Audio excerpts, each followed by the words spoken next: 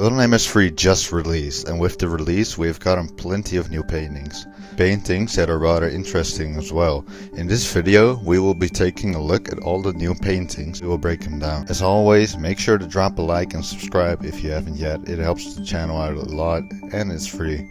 And of course you can always change your mind. But with that said, let's start off with the new paintings of the residents. We'll be able to see 4 paintings of 4 different employees in this hallway right near the start of the Candy Factory chapter. Since one of the paintings is seen missing, this must be an employee of the month hallway. These employees must have been doing a great job, which is further supported by this painting of the supervisor. Just look how happy she is. Her employees must be doing a great job. Next we'll have a look at the Kin and the Minikin. They have quite an amount of different paintings of themselves, as we can see in the 3rd chapter of the game, the Carnival. They really do seem to like the look of themselves. The Minikin also seems to be based on this guy right here, who people always assume to be the hunter or the principal. However, it seems to have been the Minikin all along. Residents out of the way, let's take a look at some other paintings. I personally find this one very interesting. A stone wall with a window giving us a view at snow outside. Sounds familiar, right?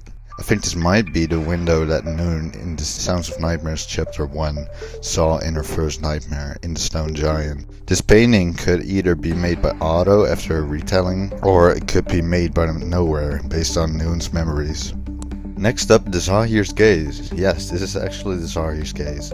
Actually, proof to this can be found in the Little Nightmare showcase, where we get to see Otto's office. You can see the painting right here. Then we've got this painting. Now I believe this to be the threshold actually. It's a staircase in the dark in an abyss leading to a wooden doorway surrounded by stars. Well, Noon's description of the threshold was rather similar. However, the stars turn out to be blinking eyes. Yet notice the white circling lines. This could be either the outline of the eyes, or they could be there to show brightness and light. Then there's another painting showing the concept art 6 from the concept art of Little Nightmares 2 on a floating bed in the middle of an ocean, and this painting is seen in the institute as well. 6 must have gotten to the shore or to like the wilderness in some way. She must have like crossed the water in some way. What if she used a bed to reach the wilderness, or somewhere near the wilderness, like how just to reach the dry land, and then she would eventually end up in the wilderness. Who I first thought to be Noon actually turned out to be a bully.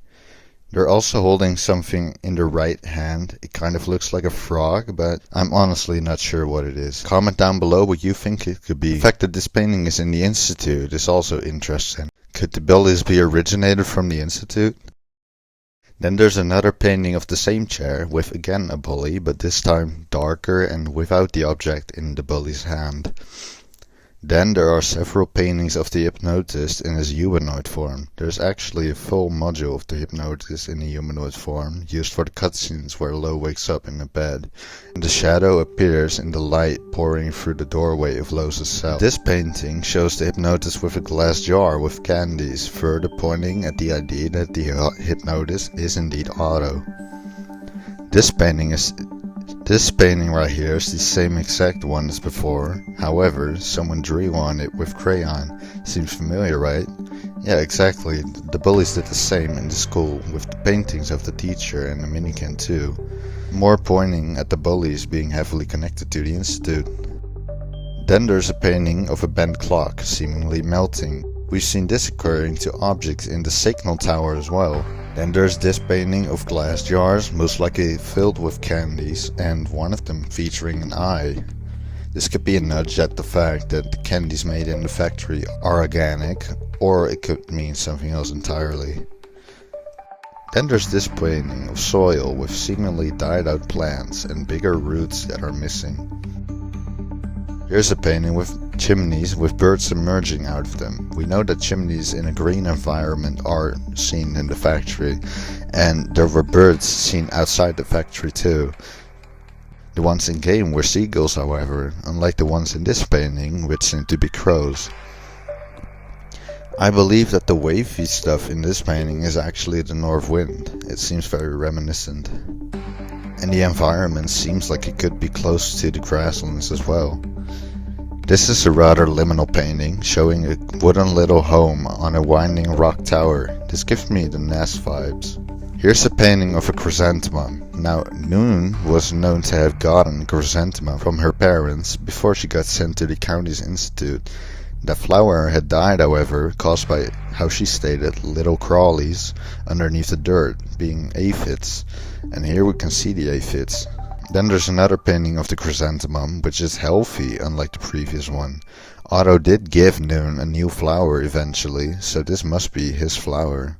At last we have two more paintings, one being a fisherman fishing up a normal looking fish. Then there is one of the ferryman fishing up a kid. The kid is now rising instead of sinking. We know that the ferryman can send kids back out of the nowhere, usually done when they're in danger. The kid is now rising instead of sinking. We know that the ferryman can send kids back out of the nowhere, usually done when they're in danger. This happened plenty of times with Noon as well. For example, take when she was about to die in the mall in chapter 3 of The Sound of Nightmares.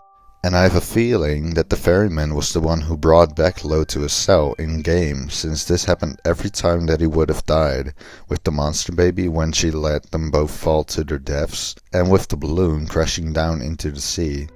Comment your own theories down below, because I would love to hear what your thoughts are as well.